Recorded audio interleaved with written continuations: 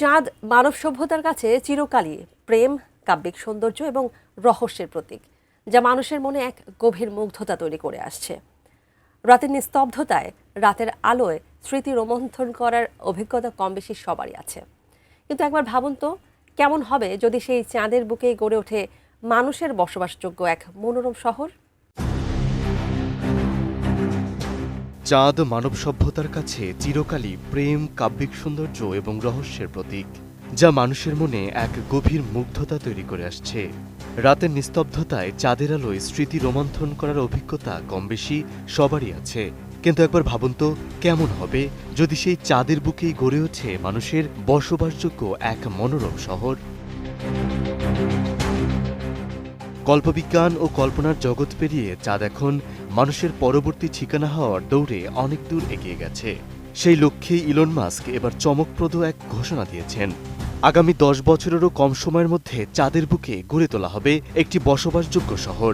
এই ঘোষণার পর থেকেই মহাকাশপ্রেমী ও গবেষকদের মধ্যে ব্যাপক জল্পনা কল্পনা শুরু হয়েছে।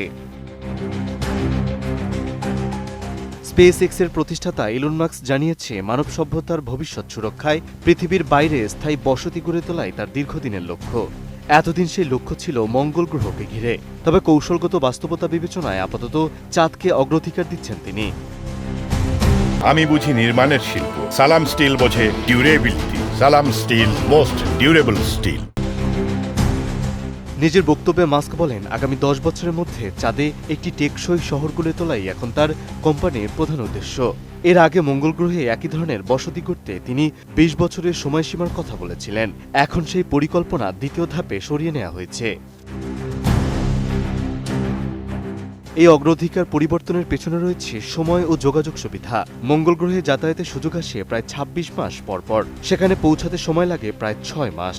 অন্যদিকে চাঁদে প্রতি 10 দিন অন্তর মহাকাশযান পাঠানো সম্ভব এবং সেখানে পৌঁছাতে সময় লাগে মাত্র 2 দিন।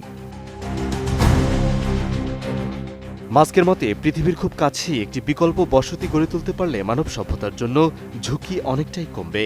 সেই দিক থেকে চাঁদে বসতি স্থাপন দ্রুত এবং কার্যকর একটি সমাধান। তবে তিনি স্পষ্ট করে জানিয়েছেন, মঙ্গল গ্রহ জয়ের স্বপ্ন বাতিল করা হয়নি।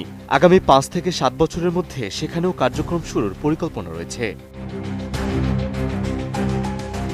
বর্তমানে স্পেসএক্সের স্টারশিপ রকেট উন্নয়নের প্রাথমিক পর্যায়ে রয়েছে।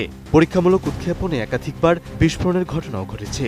পাশাপাশি নাসার চন্দ্রাভিযান প্রকল্পে জেফ বেজোসের ব্লু অরিজিন স্পেসএক্সের প্রধান প্রতিদ্বন্দ্বী হিসাবে অবস্থান করছে।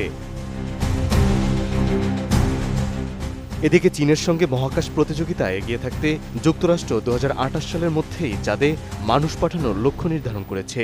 এই প্রেক্ষাপটে ইলন মাস্কের চাঁদে শহর গড়ার ঘোষণা বৈশ্বিক মহাকাশ দৌড়কে আরও তীব্র করবে বলে মনে করছেন সংশ্লিষ্টরা।